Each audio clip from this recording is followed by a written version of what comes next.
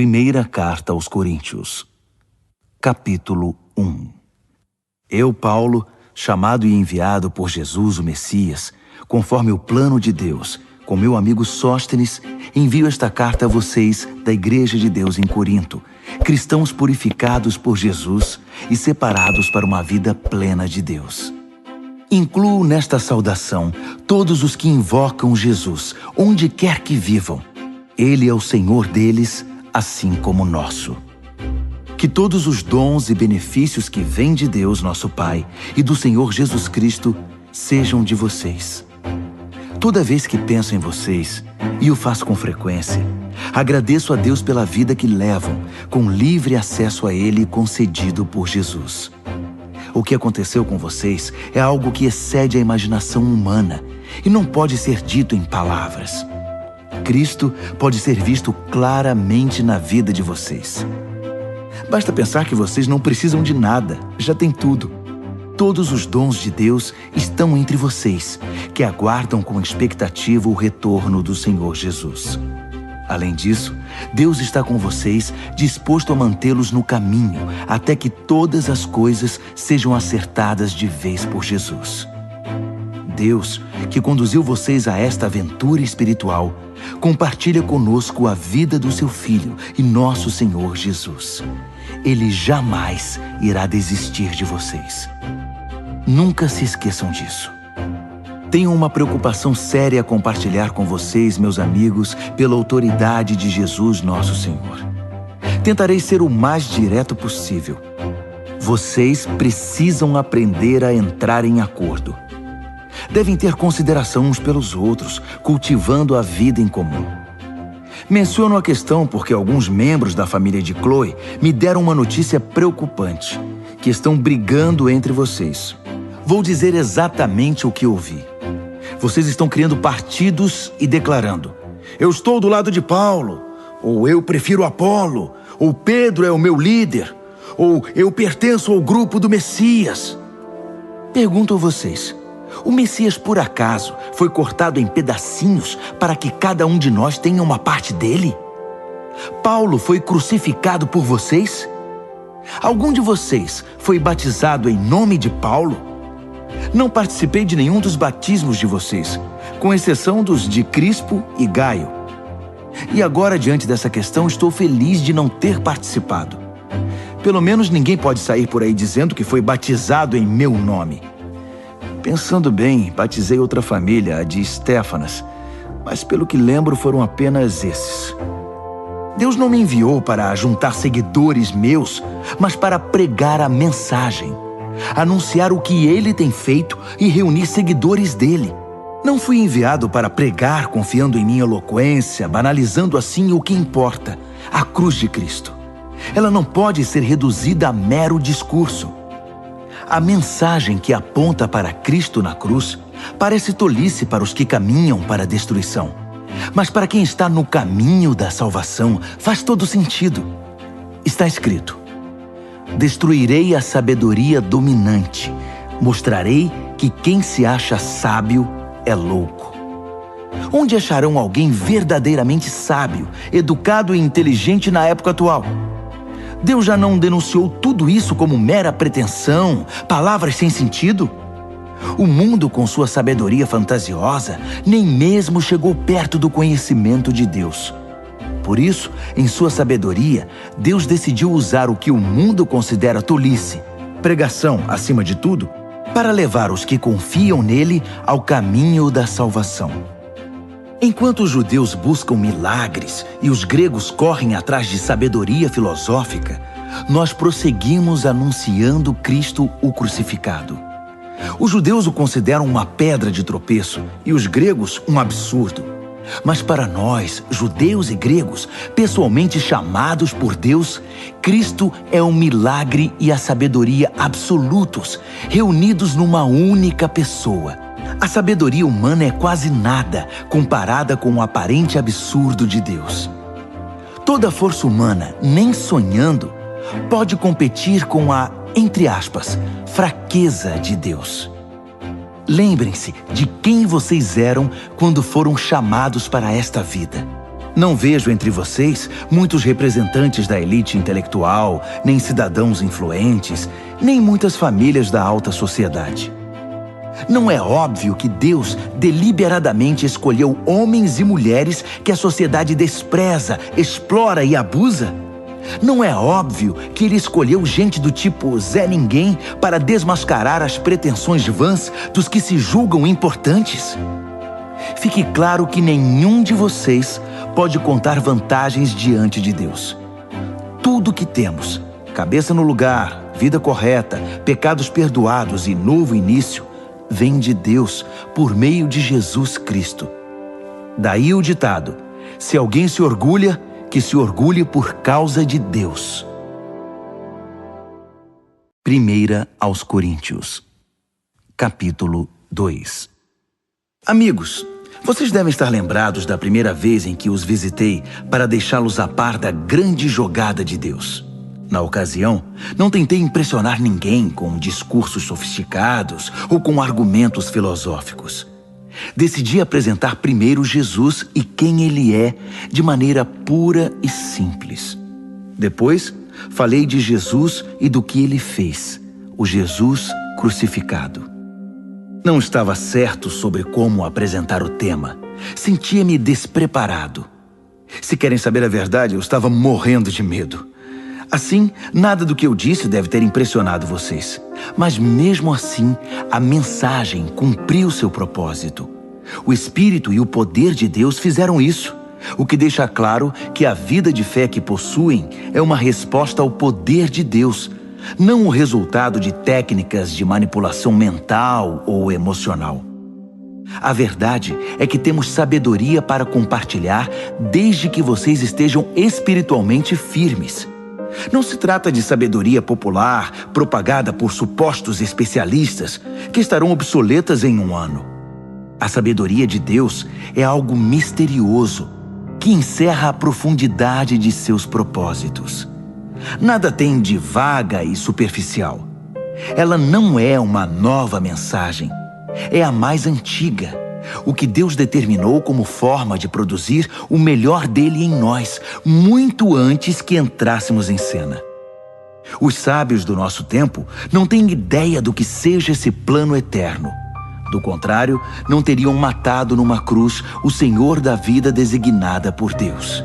Por isso, temos este texto das Escrituras: ninguém jamais viu ou ouviu algo parecido.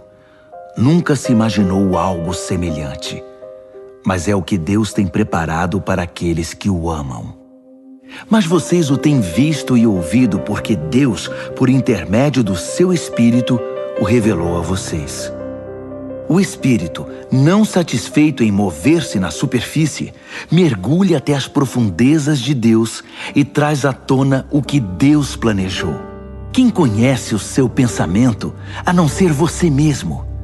O mesmo ocorre com Deus. Ele não só sabe o que está pensando, mas também nos permite sabê-lo. Deus tudo nos revela sobre os dons da vida e da salvação que nos concedeu. Não precisamos dos palpites nem das opiniões do mundo. Não aprendemos isso nos livros nem na escola. Aprendemos de Deus, que nos ensinou pessoalmente por meio de Jesus, e o transmitimos a vocês em primeira mão. Quem não é espiritual não pode receber os dons do Espírito de Deus, não tem essa capacidade. Os dons de Deus lhe parecem tolice. Só o espiritual pode reconhecer o Espírito de Deus e o espírito humano em plena comunhão. Espiritualmente vivos, temos acesso a tudo que o Espírito de Deus está fazendo. Assim, não podemos ser julgados pelos críticos que não são espirituais. A pergunta de Isaías: existe alguém que conheça o Espírito de Deus, alguém que saiba o que ele está fazendo? Foi respondida: Cristo sabe, e nós temos o Espírito de Cristo. Primeira Carta aos Coríntios, capítulo 3. No entanto, amigos, sinto-me frustrado pela maneira nada espiritual com que vocês lidam uns com os outros e com Deus. Vocês estão agindo como bebês em relação a Cristo. Parece que só sabem mamar. Pois bem, vou amamentá-los, visto que não sabem se alimentar sozinhos. Quando vocês se apegam a algo apenas por se sentirem bem ou para dar impressão de que são importantes, não são muito diferentes de um bebê de colo, que só fica contente quando tudo lhe agrada. Quando um de vocês diz, estou do lado de Paulo, e o outro diz, eu prefiro Apolo, não está sendo infantil? Quem vocês pensam que Paulo é? Ou Apolo? Somos servos, nós dois, que os serviram enquanto aprendiam a confiar a vida ao Senhor. Cada um de nós cumpriu a tarefa de servo. Eu plantei a semente, Apolo regou as plantas, mas Deus fez vocês crescerem. Não é quem planta, nem quem rega, que está no centro do processo, é Deus.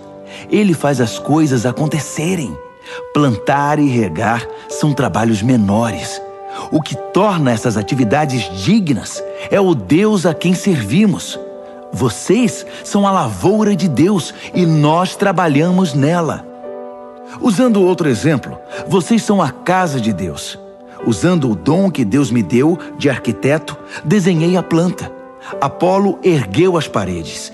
Que cada carpinteiro que venha trabalhar tenha o cuidado de construir sobre o fundamento. Lembrem-se de que há apenas um fundamento já estabelecido: Jesus Cristo. Sejam exigentes ao escolher o material que irão utilizar na obra. Em algum momento haverá uma inspeção. Se tiverem usado material barato, de segunda linha, vocês serão descobertos. A inspeção será rigorosa. Tudo precisa estar de acordo. Se o trabalho de vocês passar na inspeção, ótimo. Se não, a parte de vocês na construção será derrubada. Mas vocês não serão destruídos. Vão sobreviver, mas com dificuldade. Vocês percebem que são o templo de Deus e que o próprio Deus está presente em vocês? Quem destruir o templo de Deus não ficará impune. Estejam certos disso. O templo de Deus é sagrado e vocês são esse templo. Não se enganem. Não achem que são sábios apenas porque acompanham o noticiário. Sejam os desinformados de Deus. Esse é o caminho da verdadeira sabedoria. Gente que o mundo considera esperta, Deus chama de tola. Está registrado nas Escrituras. Ele expõe as segundas intenções dos que andam de nariz empinado. O Senhor vê através da cortina de fumaça dos que se acham. Não quero ouvir nenhum de vocês contando vantagem acerca de vocês mesmos nem de ninguém. Tudo já é de vocês. Foi um presente. Paulo, Apolo, Pedro, o mundo, a vida, a morte, o presente, o futuro, tudo é de vocês, que são privilegiados por estar unidos a Cristo, que está unido com Deus. Primeira carta aos Coríntios, capítulo 4. Não pensem que nós, líderes, somos o que não somos. Somos servos de Cristo, não senhores dele. Não somos guardiões. Nossa responsabilidade é conduzi-los aos mais sublimes segredos de Deus. Os requisitos exigidos de nós são confiabilidade e conhecimento preciso. Pouco importa o que vocês pensem ou digam a meu respeito. Eu não me avalio. Nesse caso, os rótulos são irrelevantes. Desconheço algo que me desqualifique na minha tarefa para com vocês. Mas isso não quer dizer muita coisa. O Senhor é quem faz este julgamento.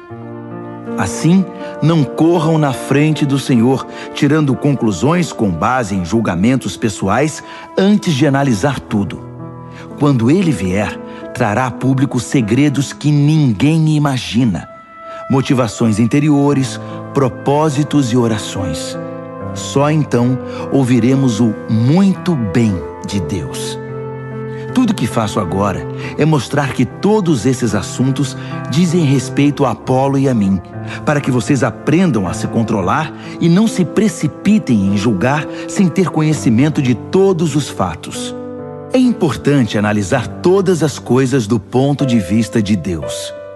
Não me agrada vê-los bajulando uns e difamando outros com base em boatos.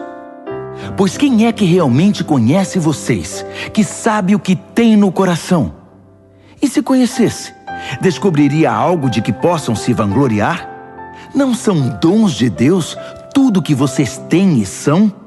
Por que então tantos rótulos e disputas? Vocês já têm tudo de que precisam. Têm mais acesso a Deus do que podem imaginar. Deixando de lado Apolo e a mim, vocês estão no topo do mundo, pelo menos no mundo de Deus. E nós estamos lá com vocês. O que vejo é que nós, que temos a mensagem, fomos colocados por Deus num palco, mas ninguém quer comprar o ingresso. Somos como um acidente na rua para o qual o mundo olha quando passa. Somos os desajustados do Messias.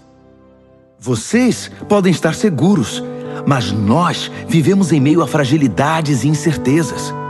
Vocês podem ser bem considerados pelos outros, mas nós somos maltratados muitas vezes. Na maior parte do tempo, não temos o suficiente para comer. Usamos roupas remendadas, portas nos são fechadas na cara e aceitamos os piores empregos para ganhar a vida, sempre com muito esforço. Quando nos ofendem, dizemos, Deus o abençoe. Quando espalham fofocas sobre nós, reagimos com uma palavra boa. Somos tratados como lixo, como restos de comida. E a situação não vai melhorar. Não estou escrevendo para brigar, nem para criar algum desconforto. Escrevo como um pai, meus filhos. Amo vocês e quero que sejam adultos, não crianças mimadas. Há muita gente que não vê a hora de apontar o dedo para o que vocês têm feito de errado. Mas não há muitos pais dispostos a investir tempo e esforço para ajudá-los a crescer. Foi quando Jesus me levou a proclamar a vocês a mensagem de Deus que me tornei o pai de vocês. Não estou pedindo que façam o que eu mesmo já não esteja fazendo. Foi por isso que primeiro enviei Timóteo. Ele também é meu filho querido e fiel ao Senhor. Ele irá refrescar a memória de vocês quanto às instruções que passo regularmente às igrejas no caminho de Cristo. Sei que alguns de vocês são tão cheios de vocês mesmos que nunca ouvem ninguém, muito menos a mim. Mas estarei aí, se Deus quiser, mais cedo do que vocês pensam. E então verei se tudo o que falam não passa de papo furado. Pois o caminho de Deus não é mera conversa, é vida cheia de poder. Então, como devo me preparar para esse encontro? Como quem disciplina com severidade, que os obriga a cumprir seu dever? Ou como bom amigo e conselheiro? Vocês decidem. 1 aos Coríntios, capítulo 5. Também fiquei sabendo de um caso escandaloso entre vocês que não seria tolerado nem fora da igreja. Um dos membros está dormindo com a madrasta. E vocês ainda se sentem tão superiores, tão satisfeitos com vocês mesmos, que isso nem os incomoda. Não acham que deveriam estar tristes, de joelhos, derramando lágrimas? Ninguém pensou que tal conduta precisava ser denunciada e corrigida? Vou dizer o que eu teria feito. Ainda que esteja longe, é como se eu estivesse aí com vocês, porque sei perfeitamente o que está acontecendo e digo que está errado.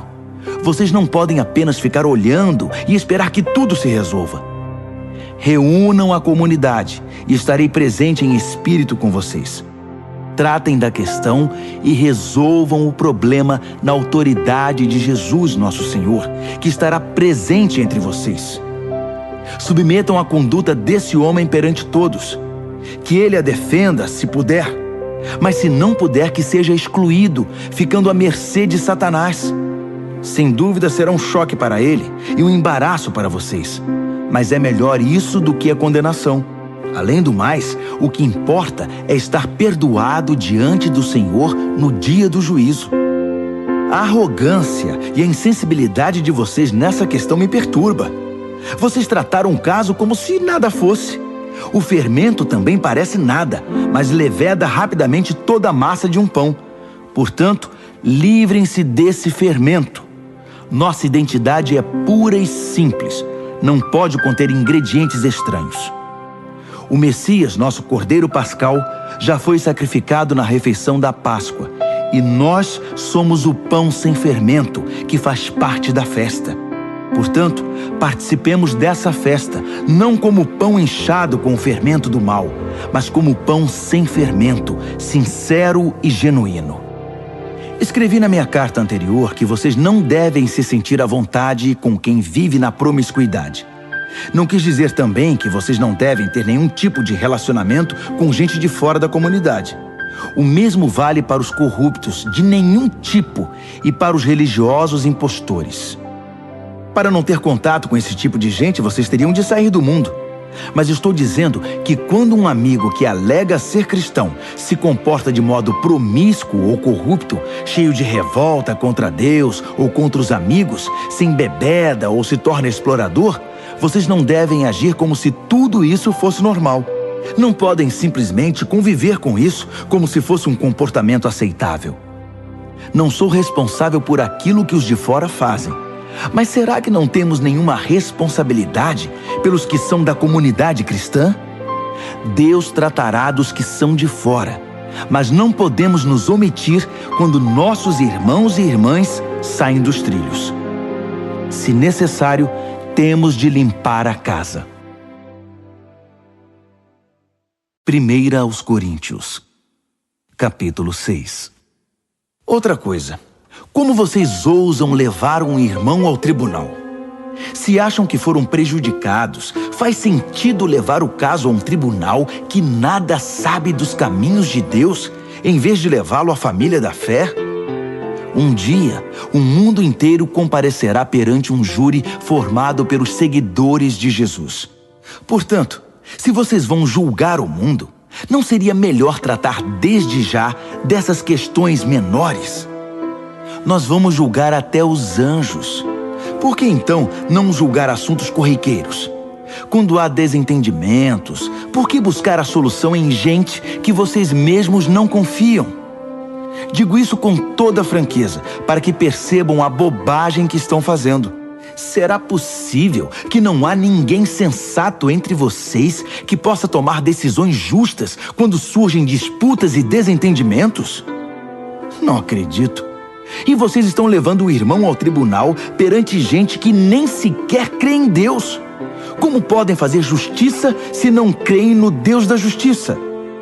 Batalhas judiciais são manchas na comunidade. Não seria melhor arcar com o prejuízo e esquecer tudo? Agindo assim, vocês estão incentivando mais erros e injustiça e causando mais sofrimento à família cristã. Não percebem que esse não é o caminho de se viver? Os injustos que não se preocupam com Deus não farão parte de seu reino. Quem usa e abusa das pessoas, do sexo, da terra e de tudo que nela existe, não se qualifica como cidadão do reino de Deus. Estou falando de libertinagem heterossexual, devassidão homossexual, idolatria, ganância e vícios destruidores. Alguns de vocês, por experiência, sabem do que eu estou falando, pois não faz muito tempo vocês estavam nessa lista. Mas foram purificados e tiveram uma nova chance oferecida por Jesus, nosso Senhor e Messias, e pelo Deus presente em nós, o Espírito. Só porque algo é correto diante da lei, não significa que seja espiritualmente apropriado. Se eu saísse por aí fazendo tudo que tenho direito de fazer, seria um escravo dos meus caprichos. Vocês conhecem o velho ditado? Primeiro você come para viver, depois vive para comer? Pois bem, pode ser verdade que o corpo seja apenas temporário, mas não é desculpa para entupi-lo de comida ou entregar-se ao sexo. Uma vez que o Senhor nos honra com um corpo, honremos também a Ele com o nosso corpo. Deus honrou o corpo do Senhor, levantando-o do túmulo. Ele usará o mesmo poder para ressuscitá-los. Até lá, lembrem-se de que nosso corpo foi criado com a mesma dignidade do corpo do Senhor. Vocês não levariam o corpo do Senhor a um prostíbulo, levariam? Espero que não. Sexo é mais do que pele sobre pele. É tanto um mistério espiritual quanto um ato físico. Como está nas Escrituras, os dois se tornam um. Já que queremos nos tornar espiritualmente um com o Senhor, não devemos buscar o tipo de sexo que foge do compromisso e da intimidade, ficando mais solitários ainda. O tipo de sexo que nunca se torna um. Há um aspecto no qual os pecados sexuais são diferentes de todos os outros. No pecado sexual, violamos a sacralidade do corpo, que foi feito para o amor idealizado por Deus para tornar-se um com a outra parte. Ou vocês não sabem que o corpo é um lugar sagrado onde mora o Espírito Santo? Vocês percebem que não podem viver de qualquer maneira desperdiçando algo pelo qual Deus pagou um preço tão alto? A parte física não é mero apêndice da parte espiritual. Tudo pertence a Deus. Portanto, deixem que as pessoas vejam Deus no corpo de vocês e através dele.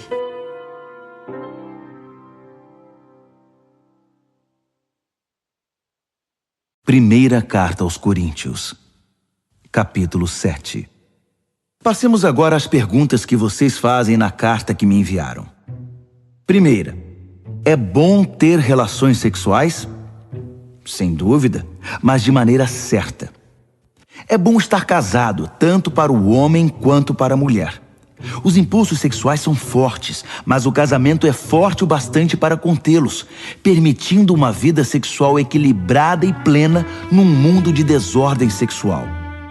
O leito matrimonial deve ser marcado por mutualidade. O marido procurando satisfazer a esposa procurando satisfazer o marido. O casamento não é um espaço para brigar por direitos. O casamento é uma decisão de servir a outra parte na cama ou fora dela. A abstinência sexual é possível por um período de tempo, se ambos concordarem e se for para algum propósito de jejum e oração, mas apenas em ocasiões assim. Depois, voltem um para o outro. Satanás conhece maneiras engenhosas de nos tentar quando menos esperamos. Entendam que não estou ordenando tais períodos de abstinência. Apenas dou o melhor conselho se vocês quiserem proceder assim. Às vezes, penso que seria melhor que todos fossem solteiros como eu. Uma vida mais simples em muitos sentidos. Mas o celibato não é para todos. Assim como o casamento também não. Deus dá a alguns o dom de ser solteiro e a outros o dom de ser casado. Entretanto, digo aos solteiros e viúvos que não estar casado talvez seja o melhor para eles, como tem sido para mim. Mas se não conseguirem conter seus desejos e emoções, devem se casar. As dificuldades do casamento são de longe preferíveis à vida do solteiro sexualmente tentado. Se você está casado, continue casado. Ordem do Senhor, não minha. Se a esposa abandonar o marido, ela deve permanecer solteira ou então voltar atrás e se acertar com ele. E o marido não tem o direito de se livrar da esposa. Para os casamentos mistos, cristão casado com não cristão, não temos mandamento explícito da parte do Senhor. Mas vocês devem fazer o seguinte: se você é um homem casado com uma mulher que não é cristã, mas que mesmo assim deseja viver com você, continue com ela. Se você é uma mulher casada com um homem que não é cristão, mas que deseja viver com você, continue com ele. O marido descrente participa em certa medida da santidade da esposa, e a esposa descrente de igual maneira participa da santidade do marido. De outro modo, os filhos seriam deixados de fora, mas eles também estão incluídos nos propósitos espirituais de Deus. No entanto, se o cônjuge descrente vai embora, deixe que vá. Não seja desesperadamente dependente.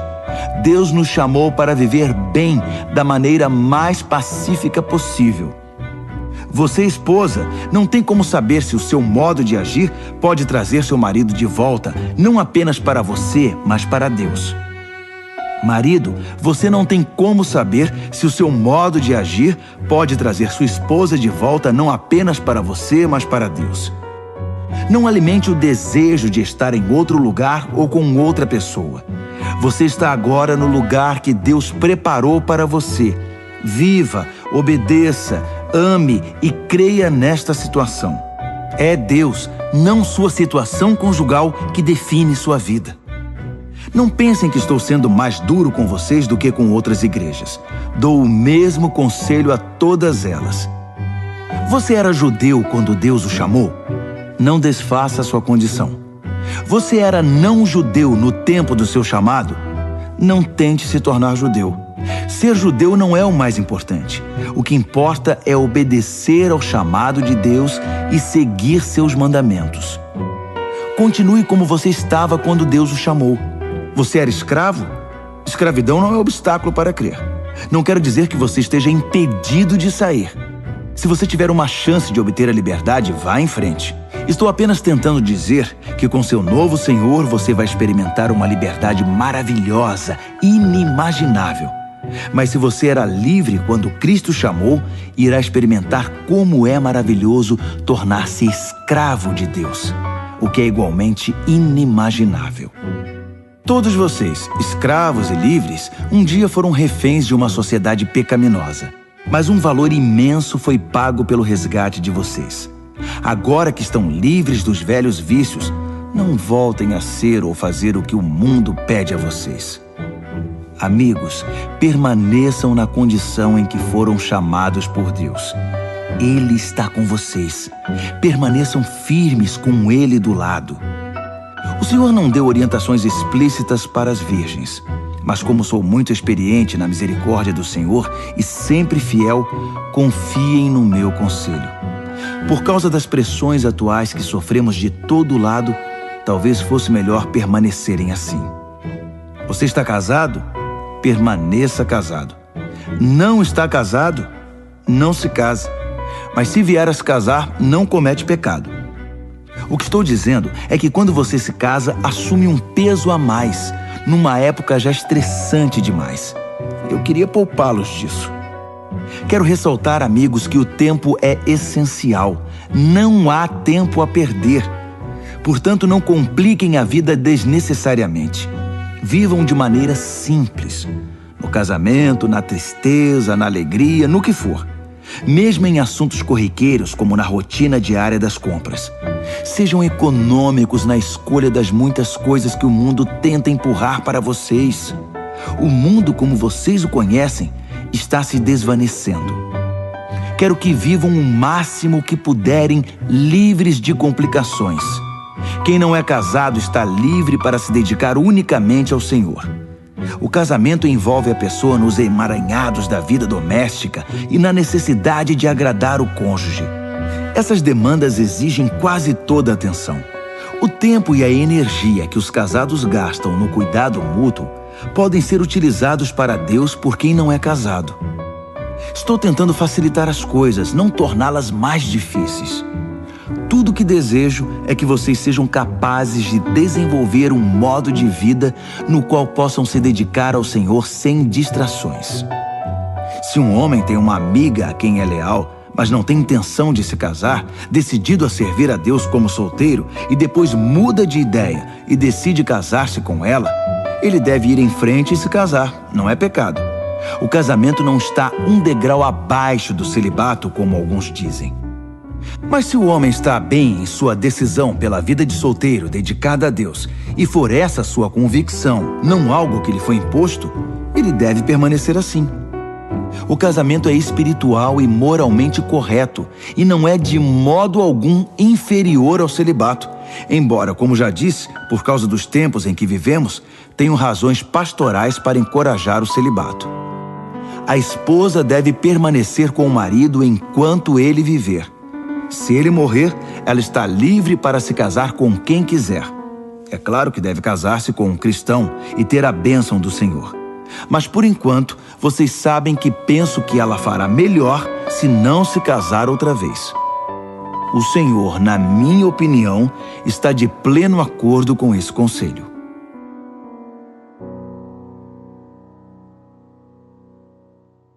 Primeira carta aos Coríntios, capítulo 8. Continue em aberto a questão sobre a carne oferecida a algum ídolo. Será que é correto participar de refeições nas quais esse tipo de carne é servido? Temos a tendência de pensar que sabemos de tudo e que temos a resposta para essa pergunta. Mas o coração humilde pode nos ajudar muito mais do que a mente orgulhosa. Nunca saberemos o bastante até reconhecer que só Deus sabe tudo. Alguns dizem, acertadamente, que os ídolos não existem de verdade, que não há nada neles, que não há outro Deus a não ser nosso único Deus e que não importa quantos desses chamados deuses sejam invocados e cultuados, eles nada acrescentam à nossa vida, exceto alguma história fantasiosa. Eles dizem, mais uma vez acertadamente, que há apenas um Deus, o Pai, que tudo nos dá e quer que vivamos para Ele. Dizem também que só há um Senhor, Jesus, o Messias, e que tudo é por causa dele, nós inclusive. Sim, é verdade. Então, pensando logicamente, nada aconteceu à carne quando ela foi oferecida ao ídolo. É como qualquer outra carne. Eu sei disso, e vocês sabem também. Mas isso não é tudo. Se fosse, algumas pessoas iriam achar que sabem de tudo e começariam a menosprezar os outros. O conhecimento verdadeiro não é insensível. Precisamos ser sensíveis ao fato de que não estamos todos no mesmo nível de compreensão. Alguns de vocês passaram a vida inteira comendo carne de ídolo e estão certos de que há alguma coisa na carne que prejudica vocês. Essa mentalidade não vai mudar da noite para o dia. Felizmente, Deus não nos vê pela dieta. Não somos elogiados quando comemos de tudo, nem repreendidos quando não toleramos essa comida. Mas Deus se preocupa quando alguém usa sua liberdade de modo irresponsável, levando algum companheiro de fé a se desviar do caminho, devido à vida que levavam anteriormente.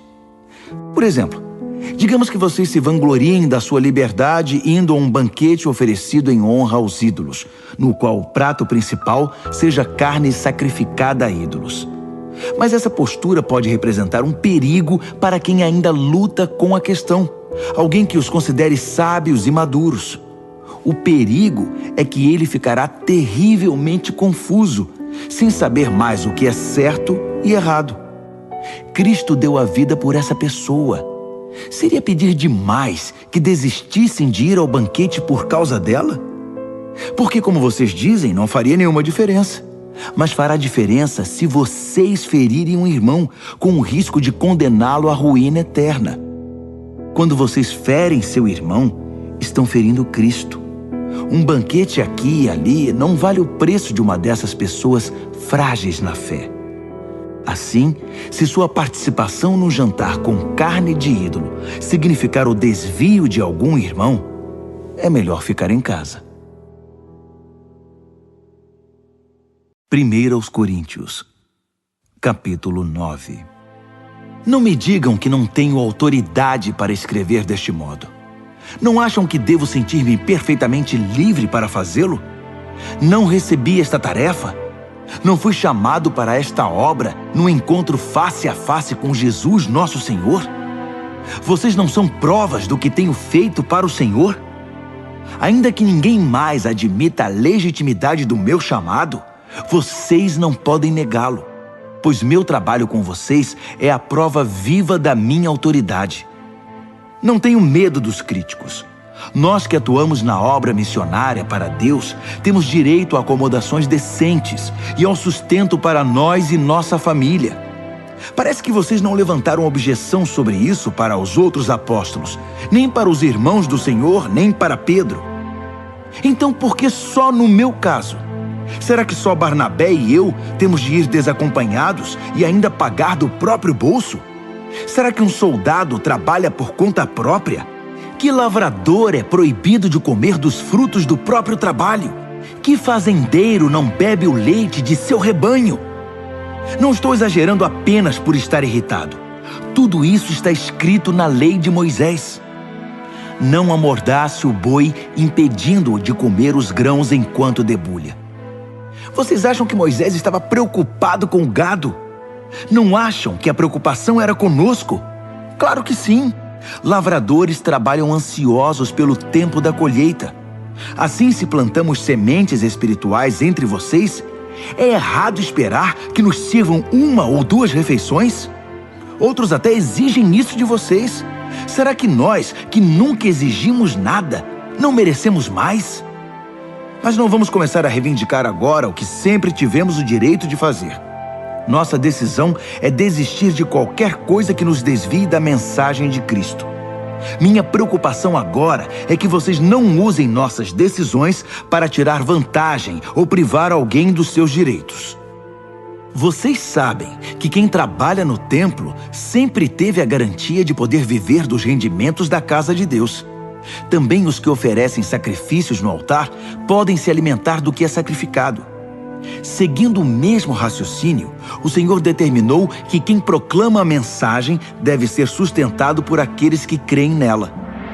Mesmo assim, quero deixar claro que nunca peguei nada para mim e que não estou escrevendo agora para exigir alguma coisa. Prefiro morrer a permitir que duvidem de mim ou questionem meus motivos. Se proclamo a mensagem, não é para ganhar alguma coisa. Sou impelido a fazer isso, e ai de mim se não o fizer. Se eu considerasse este trabalho apenas um meio de ganhar a vida, eu esperaria algum pagamento. Mas como não penso assim, pois creio que ele me foi confiado de modo muito especial, por que esperaria ser pago? Então, acham que eu estou ganhando algo com isso? Na verdade, estou. O prazer de proclamar a mensagem sem que vocês tenham de pagar por isso. Vocês não precisam nem bancar minhas despesas. Ainda que eu esteja livre das exigências e expectativas de todos, tornei-me um servo voluntário de todos para alcançar todo tipo de gente. Religiosos, não religiosos, moralistas, libertinos, fracassados, desmoralizados, não importa. Não adoto o estilo de vida deles. Mantenho o meu comportamento baseado em Cristo. Mas entrei no mundo deles e compartilhei da realidade deles. Tornei-me servo em minha tentativa de levar alguns dos que eu encontrei pelo caminho para uma vida salva por Deus. Fiz tudo por causa da mensagem. E não queria apenas falar dela, eu queria estar nela. Todos vocês já foram ao estádio e viram as corridas. Vários atletas correm, mas apenas um vence. Correr para vencer. É para isso que os bons atletas treinam duro. Eles fazem isso por uma medalha de ouro, que perde o brilho e o valor. Mas vocês estão atrás da medalha que nunca envelhecerá. Não sei sobre vocês, mas eu estou correndo a toda velocidade rumo à linha de chegada. Estou dando tudo de mim. Nada de pegar leve. Estou alerta e preparado. Não vou ser apanhado dormindo no ponto. Depois de mostrar o caminho para os outros, nem posso pensar que eu poderia perder. 1 Coríntios, capítulo 10. Amigos, lembrem-se da nossa história e aprendam. Nossos antepassados foram todos guiados por uma nuvem e conduzidos milagrosamente através do mar. Eles passaram através das águas, num batismo como o nosso, enquanto Moisés os levava da morte e da escravidão para a vida de salvação. Todos comeram e beberam a mesma comida e bebida, providenciadas diariamente por Deus. Eles beberam da rocha, uma fonte de Deus, que os acompanhava por onde fossem. E a rocha era Cristo. Mas experimentar as maravilhas e graças de Deus não pareceu significar muito, porque muitos deles foram vencidos pela tentação no terrível deserto, e Deus não ficou satisfeito. O mesmo pode acontecer conosco. Precisamos estar atentos para nunca sermos apanhados trilhando um caminho próprio, como eles fizeram. Não podemos fazer a religião virar um circo, como eles fizeram. Primeiro festejaram, depois dançaram. Não podemos cair na promiscuidade. Eles pagaram caro por isso. Lembrem-se, nada menos de 23 mil mortes num só dia. Não cometam o erro de pensar que Cristo deve nos servir. Nós é que o servimos. Eles fizeram isso e Deus enviou-lhes cobras venenosas. Devemos tomar cuidado para não incentivar a reclamação. Foi ela que os destruiu. Esses incidentes são sinais de alerta da nossa história, escritos para que não venhamos a repetir os erros deles. Historicamente, vivemos situações semelhantes. Eles no início e nós no fim. E podemos confundir tudo, assim como eles. Não sejam tão ingênuos e autoconfiantes. Vocês não são diferentes. Podem fracassar tão facilmente como qualquer um. Nada de confiar em vocês mesmos. Isso é inútil. Mantenham a confiança em Deus. Nenhuma tentação, nenhum teste que surge no caminho de vocês é maior que o enfrentado por outros. Tudo o que vocês precisam lembrar é que Deus não deixará que fracassem. Ele nunca permitirá que sejam pressionados além do limite, mas estará sempre com vocês para ajudá-los a vencer a tentação. Portanto, prezados amigos, quando virem alguém reduzindo Deus a algo que possam usar ou controlar como um ídolo, afastem-se dessa pessoa o mais rápido que puderem. Reconheço que estou me dirigindo a cristãos maduros. Tirem suas conclusões. Quando bebemos o cálice da bênção, não estamos participando do sangue da própria vida de Cristo? E não ocorre o mesmo com o pão que partimos e comemos? Não estamos participando do corpo da própria vida de Cristo? Por haver um pão, é que apesar de muitos, nos tornamos um. Cristo não está dividido em nós. Em vez disso, nós nos tornamos um nele. Não reduzimos Cristo ao que somos. Ele nos eleva ao que Ele é. É o que aconteceu no antigo Israel. Os que comeram os sacrifícios oferecidos no altar de Deus participaram da ação de Deus no altar. Percebem a diferença? Sacrifícios oferecidos a ídolos são oferecidos a nada, pois o ídolo não é nada, ou pior do que nada, um demônio. Não quero que vocês se tornem parte de algo que os diminua. E vocês não podem estar em dois caminhos, participando do banquete do Senhor num dia e festejando com demônios no outro. O Senhor não suporta isso. Ele nos quer por inteiro. É tudo ou nada. Acham que podem aborrecê-lo sem prejuízo? Analisando a situação por certo ângulo, vocês poderiam dizer: tudo está certo. Por causa da imensa generosidade e da graça de Deus, não precisamos dissecar nossos atos para saber se serão aprovados. Mas a questão não é apenas confirmar se está certo. Queremos viver bem, mas nosso objetivo principal deve ser ajudar os outros a viver bem. Se partirem desse princípio, o bom senso os conduzirá pelo resto do caminho. Comam qualquer coisa vendida no açougue. Não é preciso encarar tudo como um teste de idolatria. A terra, afinal de contas, é de Deus, e tudo que há nela. Esse tudo inclui todo tipo de carne. Se um descrente o convida para jantar e você deseja ir, não recuse o convite. Aproveite e coma de tudo que for oferecido. Seria falta de educação e de espiritualidade investigar na hora a pureza de cada prato. Mas se ele disser que a comida foi sacrificada a um Deus, você deve recusar. Ainda que isso seja indiferente para você, não é para ele. E você não vai querer deixá-lo confuso a respeito da sua fé. Mas com exceção de casos como esses, não vou ficar pisando em ovos, preocupado com o que gente de mente fechada pode dizer. Tenho toda a liberdade, pois conheço muito bem o que nosso Senhor nos ensinou. Se como o que me oferecem, agradecido a Deus pelo que está na mesa, deveria eu me preocupar com o que alguém vai dizer? Dei graças a Deus pela comida, Ele a abençoou e ponto final. Assim, façam suas refeições com prazer, sem se preocupar com o que alguém possa dizer, pois vocês estão comendo para a glória de Deus acima de tudo, não para agradar a essas pessoas. Façam tudo desse modo, de todo o coração e com liberdade, para a glória de Deus. Ao mesmo tempo, não se esqueçam de agir com misericórdia.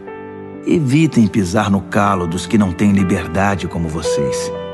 Tenho feito o que posso para levar em consideração os sentimentos dos outros. Espero que vocês façam o mesmo.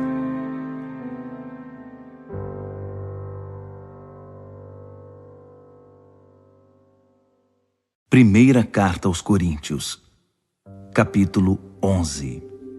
Fico feliz por saber que vocês continuam a se lembrar de mim e a me honrar, guardando as tradições da fé que ensinei. Toda autoridade verdadeira vem de Cristo. No relacionamento conjugal, existe a autoridade da parte de Cristo para o marido e da parte do marido para a esposa. A autoridade de Cristo é a autoridade de Deus. Qualquer homem que fala com Deus ou sobre Deus sem respeito pela autoridade de Cristo está desonrando o Senhor. E a esposa que fala com Deus sem respeito para com a autoridade do marido está desonrando seu marido. Pior ainda, está desonrando a si mesma. Uma cena lamentável. É como se estivesse com a cabeça rapada. Essa é a origem do costume de a mulher cobrir a cabeça no culto, enquanto o homem tira o chapéu. Com esses atos simbólicos, homens e mulheres que muitas vezes batem de frente um com o outro, submetem sua cabeça ao cabeça, Deus. A propósito, não valorizem demais as diferenças entre homem e mulher. Nem o homem nem a mulher podem caminhar sozinhos ou reivindicar prioridade. O homem foi criado primeiro, como belo reflexo resplandecente de Deus. É verdade. Mas a mulher brilha com mais beleza, tendo por cabeça o seu marido.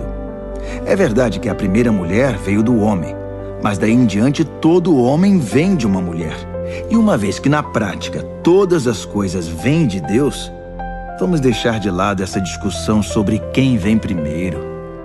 Vocês não concordam que fica bem uma mulher com seu belo cabelo orar a Deus em adoração? Isso nos lembra a atitude dos anjos.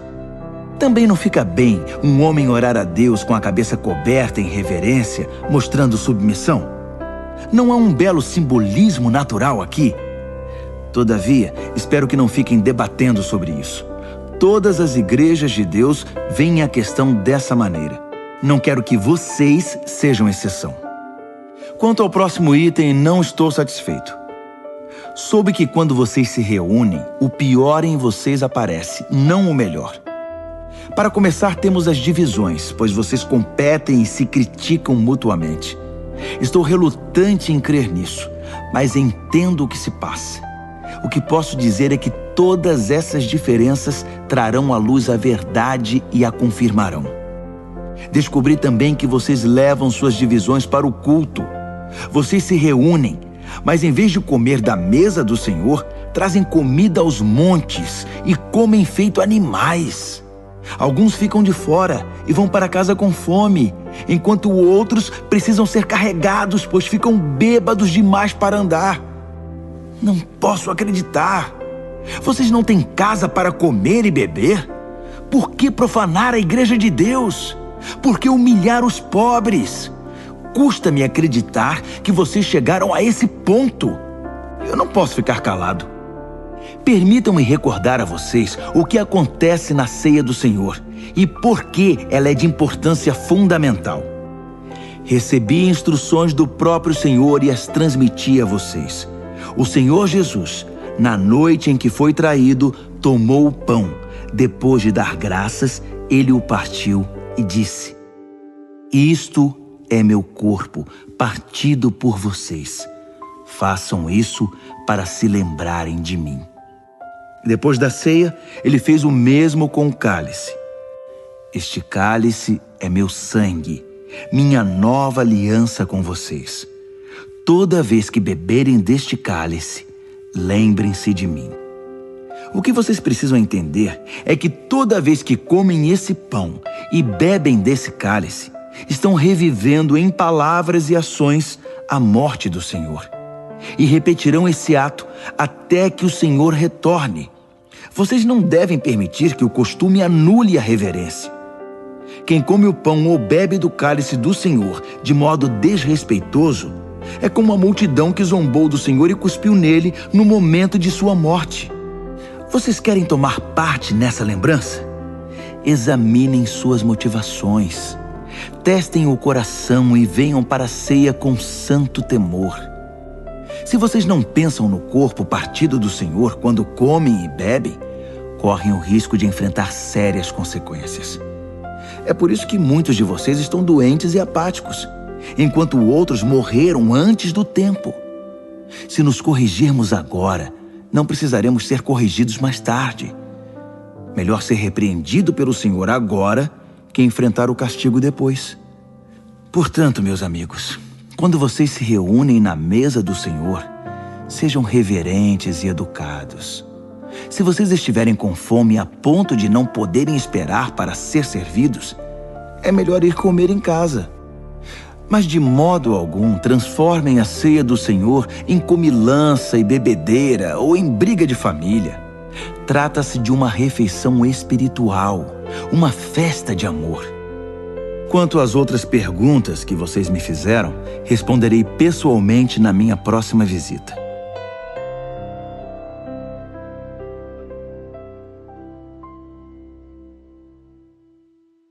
Primeira Carta aos Coríntios, capítulo 12. Quero agora falar sobre as várias maneiras pelas quais o Espírito de Deus se manifesta em nossa vida. O tema é complexo e quase sempre mal compreendido, mas vocês precisam ser informados. Vocês se lembram de como eram quando não conheciam Deus, mudando de um Deus falso para outro, sem saber o que estavam fazendo, apenas imitando o que todos faziam? Na vida cristã é diferente. Deus quer que usemos a inteligência. Por exemplo, usando o raciocínio, vocês sabem perfeitamente que o Espírito de Deus jamais induzirá alguém a dizer "Maldito Jesus". E ninguém deseja dizer "Jesus é Senhor" sem o discernimento do Espírito Santo. Os dons variados de Deus são distribuídos por toda parte, mas todos têm origem no Espírito de Deus. Os variados ministérios são desenvolvidos em toda parte, mas todos têm origem no Espírito de Deus. As variadas expressões do poder de Deus se manifestam em toda parte, mas o mesmo Deus está por trás de tudo.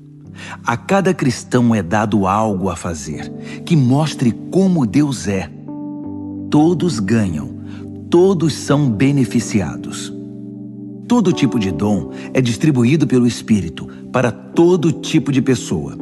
A variedade é maravilhosa.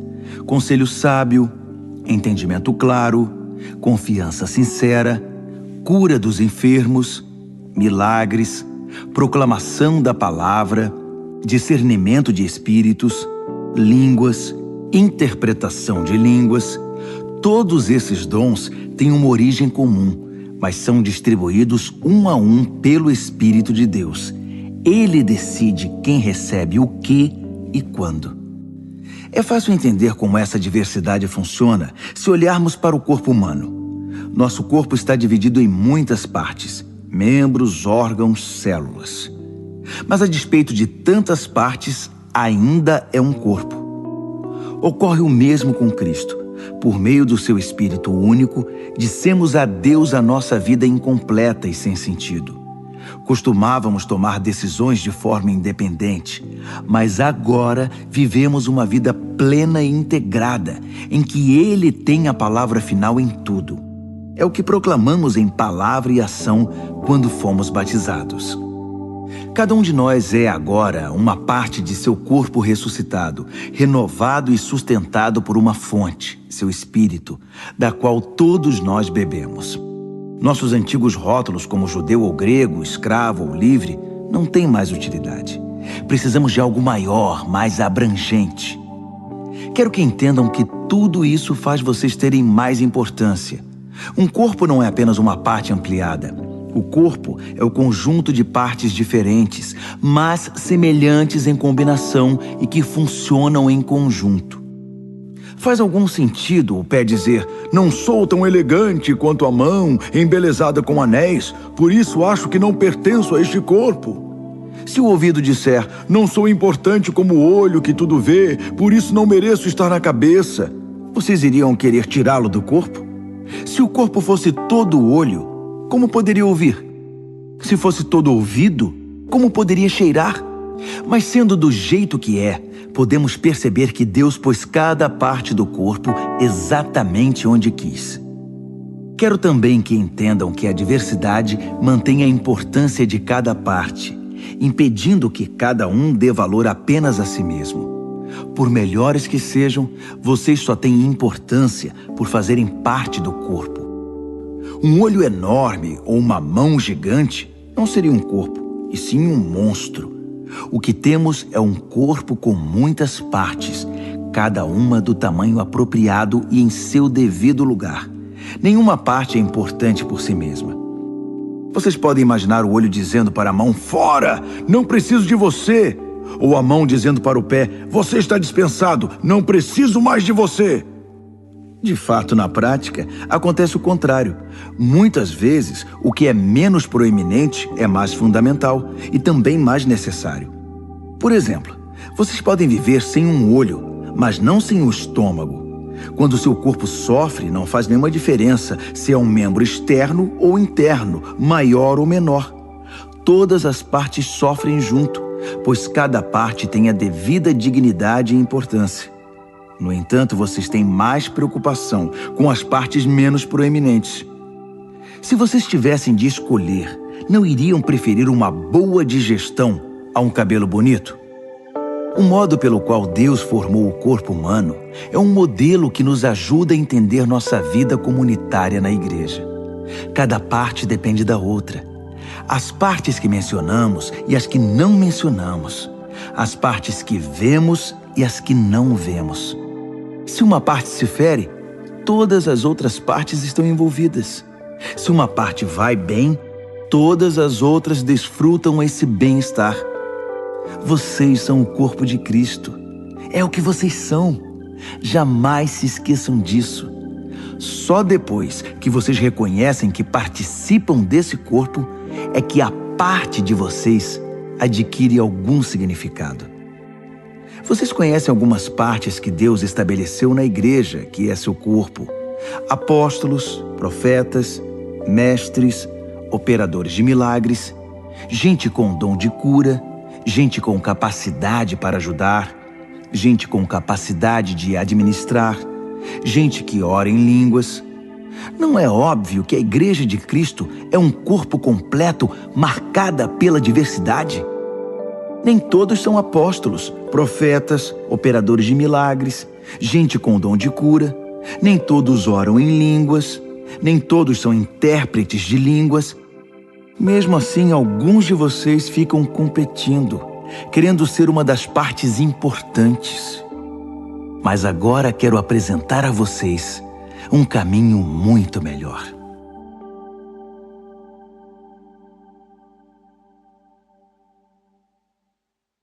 1 aos Coríntios, capítulo 13. Se eu falar com eloquência humana e com êxtase própria dos anjos, e não tiver amor, não passarei do rangido de uma porta enferrujada. Se eu pregar a palavra de Deus com poder, revelando todos os mistérios e deixando tudo claro como o dia, ou se eu tiver fé para dizer a uma montanha pule e ela pular, e não tiver amor, não serei nada. Se eu der tudo o que tenho aos pobres e ainda for para a fogueira como mártir, mas não tiver amor, não cheguei a lugar algum. Assim, não importa o que eu diga, no que eu creia ou o que eu faça, sem amor, estou falido. O amor nunca desiste.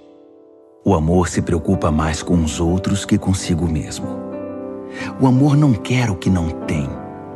O amor não é esnobe, não tem a mente soberba, não se impõe sobre os outros, não age na base do eu primeiro, não perde as estribeiras, não contabiliza os pecados dos outros, não festeja quando os outros rastejam. Tem prazer no desabrochar da verdade. Tolera qualquer coisa. Confia sempre em Deus.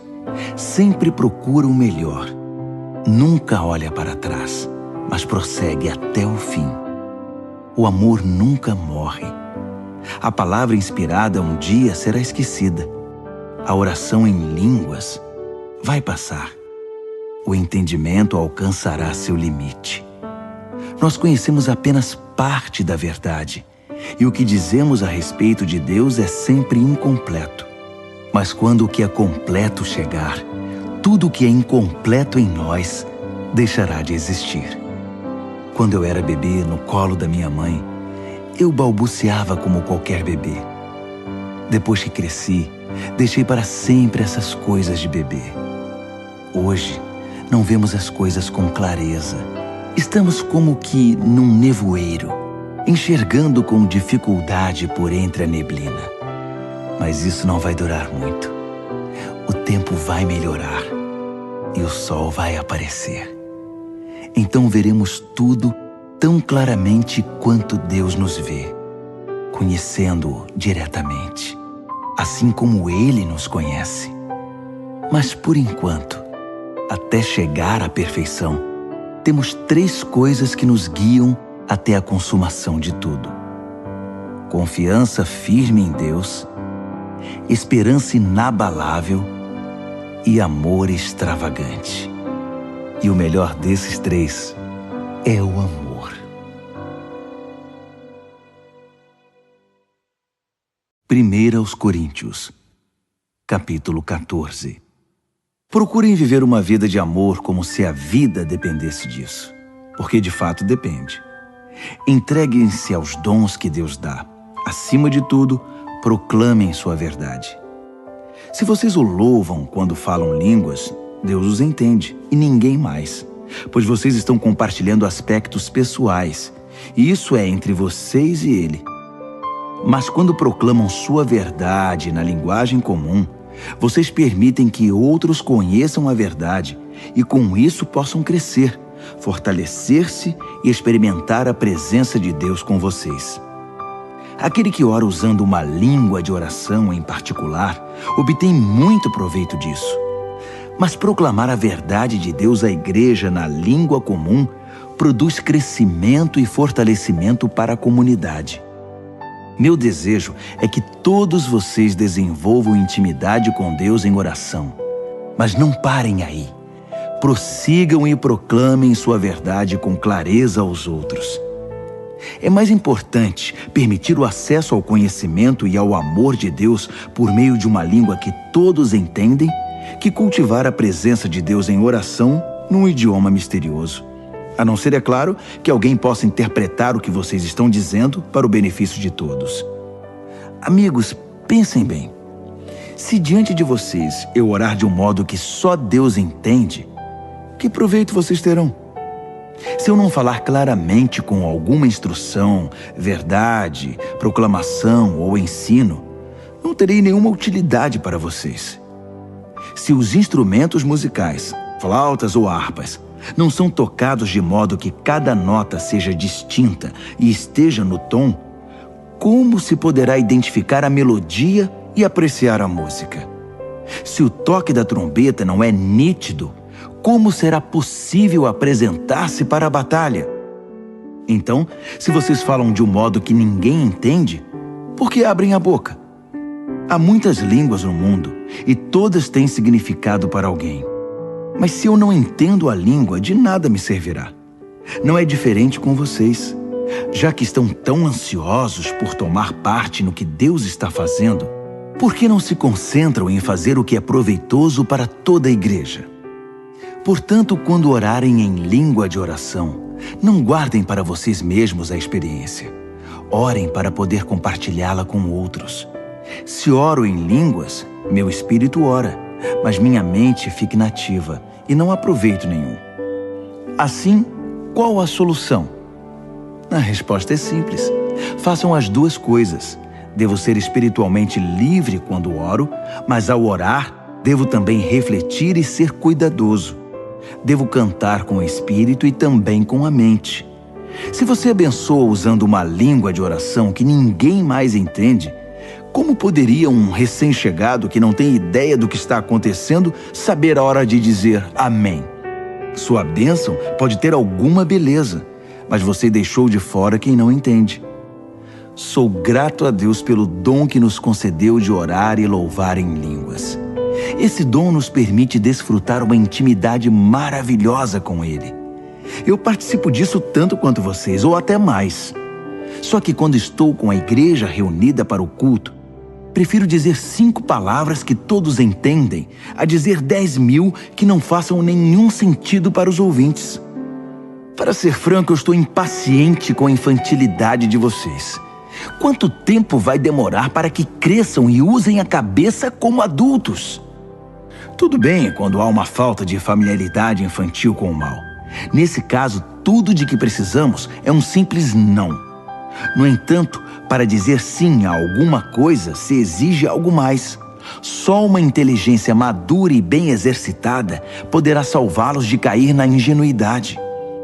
Dizem as Escrituras: em idiomas estranhos e pela boca de estrangeiros vou pregar a este povo, mas eles não vão ouvir nem acreditar.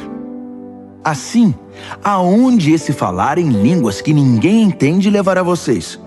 Isso não ajuda os cristãos e deixa os descrentes ainda mais confusos. Mas também é certo que essas línguas falam diretamente ao coração dos cristãos, sem alcançar os descrentes. Se a igreja estiver reunida e alguns descrentes estiverem ali quando vocês começarem a orar em línguas, dizendo coisas sem sentido para eles, pensarão que vocês perderam o juízo e sairão dali o mais rápido que puderem. Mas se houver descrentes num culto em que a verdade de Deus é transmitida com clareza, as palavras compreensíveis irão tocar o coração deles.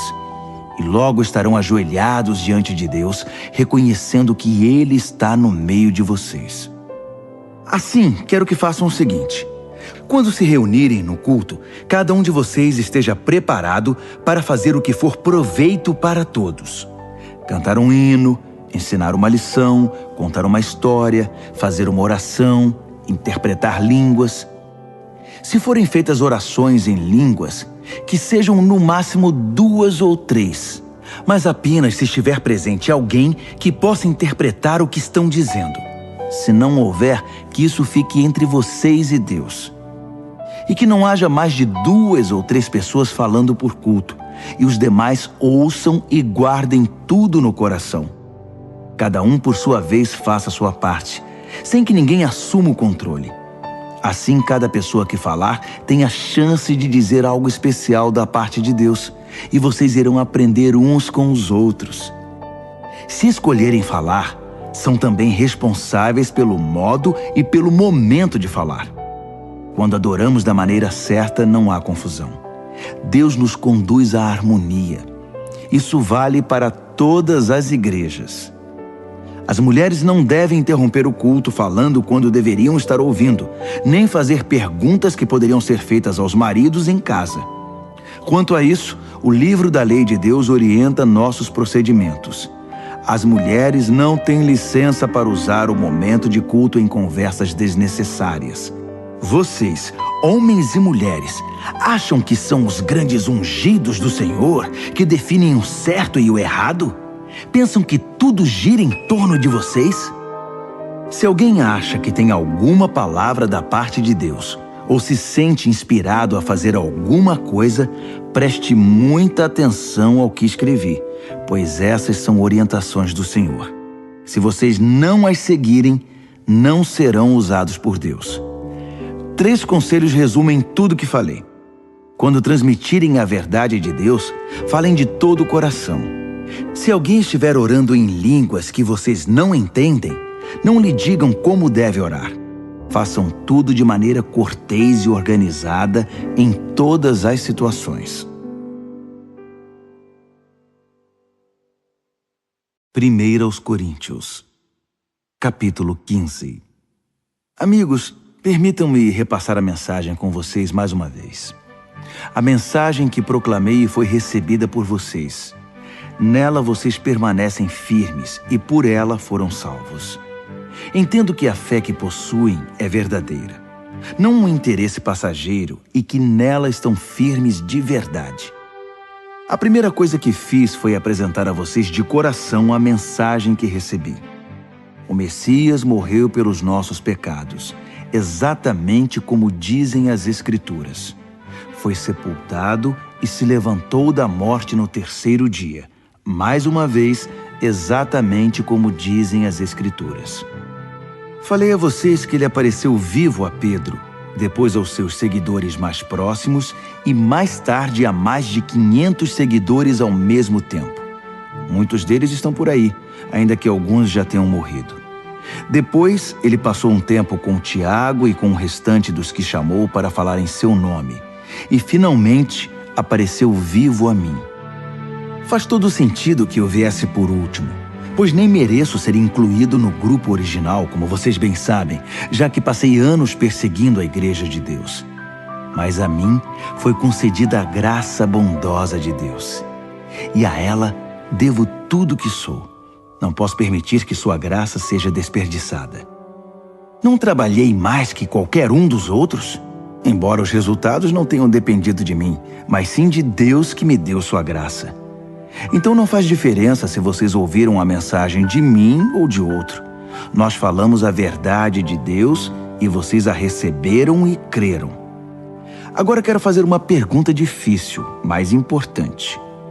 Se vocês se tornaram cristãos crendo que Cristo está vivo, ressuscitado dos mortos, como podem alguns de vocês afirmar que não há ressurreição? Se não há ressurreição, Cristo não está vivo. Se Cristo não ressuscitou, tudo o que ensinamos a vocês está errado, e vocês investiram a vida em uma ilusão. Além disso, se não há ressurreição, somos culpados de mentir a vocês sobre Deus, e tudo o que apresentamos como testemunho de que Deus ressuscitou Cristo não passa de engano. Se os mortos não podem ressuscitar, então Cristo não ressuscitou, porque ele morreu de fato. E se Cristo não ressuscitou, vocês continuam na escuridão, mais perdidos do que nunca. Para quem morreu, é ainda pior, porque morreram esperando a ressurreição em Cristo.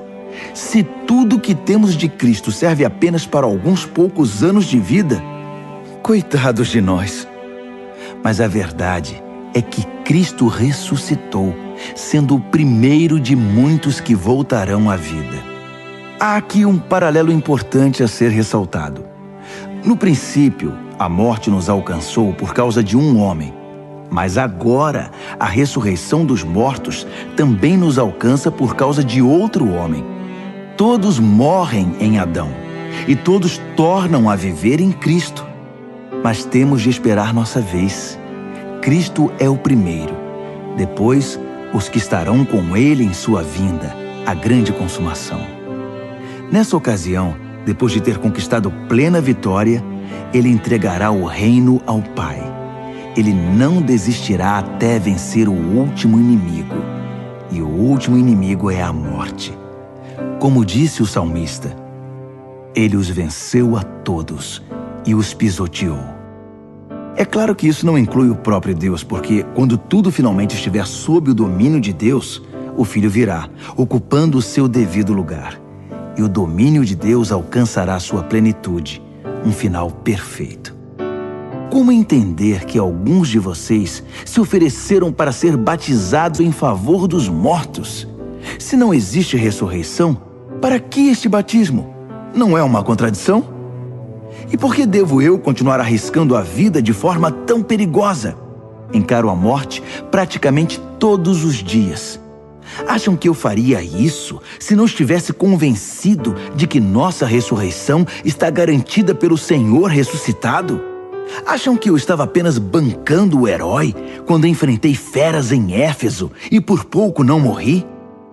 É a ressurreição que motiva minhas palavras e ações, a minha vida. Se não há ressurreição, deveríamos seguir o ditado: comamos e bebamos que amanhã morreremos. Mas não se enganem, não se deixem levar pela conversa de que não há ressurreição.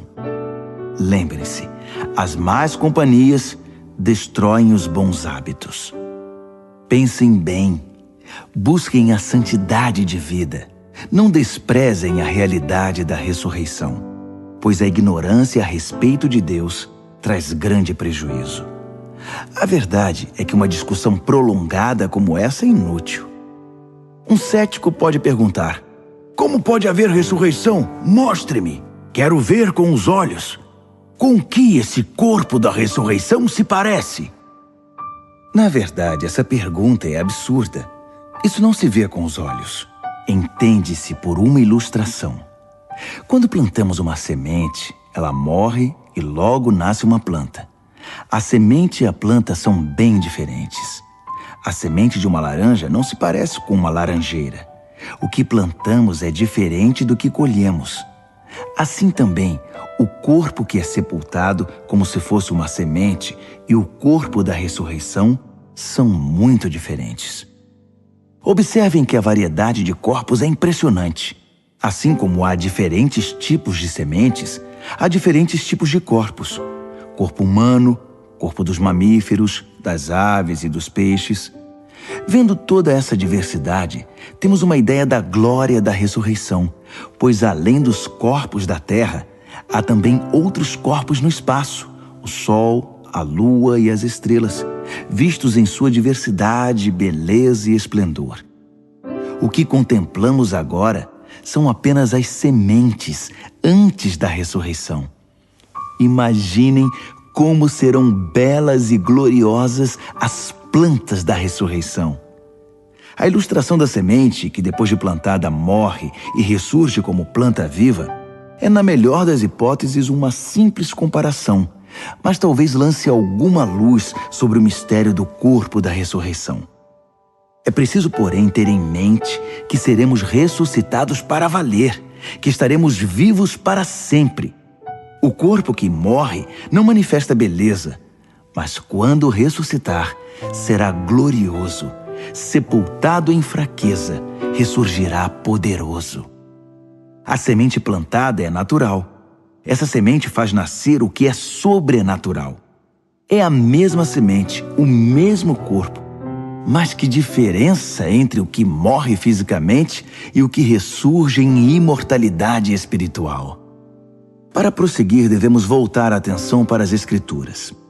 O primeiro Adão recebeu a vida. Cristo, o último Adão, é espírito doador de vida. A vida física vem primeiro, depois a espiritual. O início se dá na terra, o desfecho se dá no céu. O primeiro homem veio da terra, e daí em diante os seres humanos são chamados terrenos. O segundo homem veio do céu, e por isso seremos celestiais. Assim como somos o reflexo do que está em nossa origem terrena, seremos o reflexo do nosso desfecho celestial.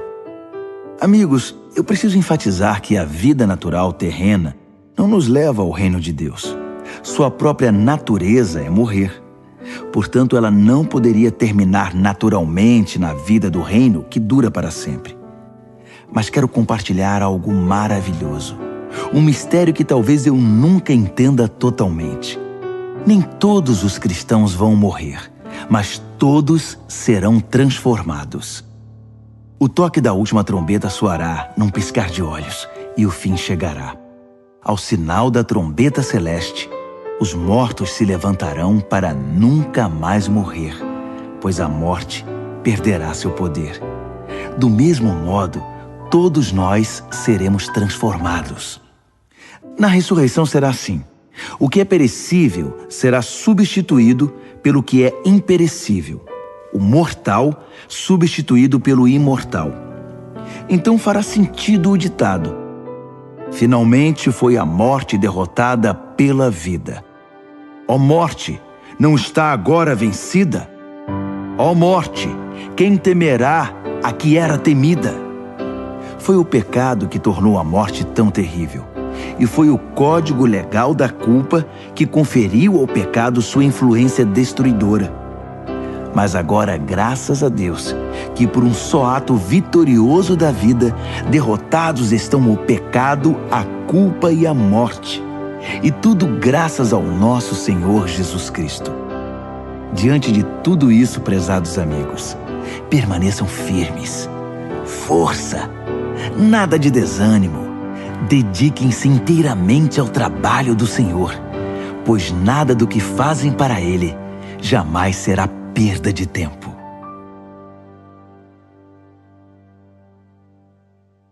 Primeira aos Coríntios, capítulo 16. No caso da oferta que está sendo arrecadada para ajudar os cristãos pobres, dou a vocês as mesmas instruções que dei às igrejas da Galácia. Todo domingo, cada um traga a sua oferta. Sejam generosos. Guardem o que for recolhido para que, quando eu chegar, tudo esteja pronto e eu não precise fazer nenhum apelo. Depois da minha chegada, escreverei cartas de recomendação aos responsáveis pela entrega da oferta em Jerusalém. Se acharem melhor que eu vá junto, ficarei feliz em viajar com eles. Planejo visitar vocês depois de passar pelo norte da Grécia.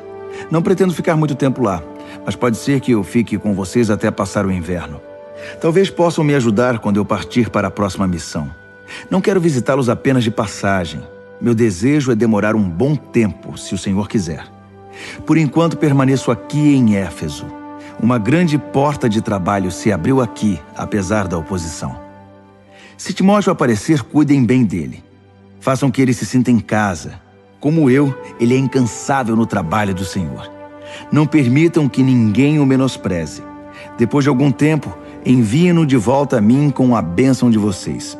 Digam-lhe que eu o estou esperando, bem como a quem o estiver acompanhando.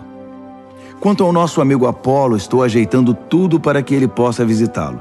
Ele não acha que este é o melhor momento, mas haverá melhor ocasião. Fiquem de olhos abertos, sejam firmes na fé, compartilhem o que receberam, sejam corajosos e sempre ajam com amor. Gostaria de pedir um favor. Deem atenção especial à família de Estéfanas. Como sabem, eles foram os primeiros convertidos na Grécia e sempre se dedicaram a servir os cristãos. Quero que honrem e cuidem de gente assim, companheiros e trabalhadores que tanto nos ajudam e inspiram. Quero que saibam como estou feliz por ter Estéfanas, Fortunato e Acaico comigo. Eles me suprem a falta que vocês fazem e renovaram minhas forças, mantendo-me em contato com vocês. Valorizem gente como eles. As igrejas aqui na província da Ásia enviam saudações. Áquila, Priscila e a igreja que se reúne na casa deles enviam saudações. Todos os amigos aqui enviam saudações. Transmitam as saudações com abraços santos. E eu, Paulo, de próprio punho, envio meus cumprimentos. Se alguém não ama o Senhor, perderá a bênção. Aguardem a vinda do Senhor. Por sua graça, o Senhor Jesus está sempre de braços abertos para vocês. E eu amo todos vocês no Messias, em Jesus. Amém.